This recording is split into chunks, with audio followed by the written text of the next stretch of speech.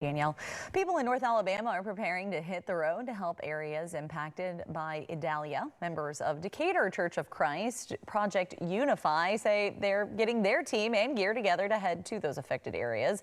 They have several pieces of heavy equipment that they plan to take with them to help people clean up. 3 volunteers from the state are hoping to hit the road Sunday. 6 more from Tennessee are expected to join them. We've been in touch with a lot of places down in Florida, especially in Perry, Florida, as well as in Cedar Key. And the majority of what they need right now is just people that can come down with equipment, chainsaws or machines, and be able to get debris out of the way, especially the trees. And they also need a lot of generators, which we have quite a few of. So we're going to load our bigger trailer and we're going to be hauling things down there just to do manual labor and try to set up some Bible studies. The group says it had hoped to already be on the road, but some of the equipment is down. They say they're needing to find a dual rear wheel truck that can tow their large trailer.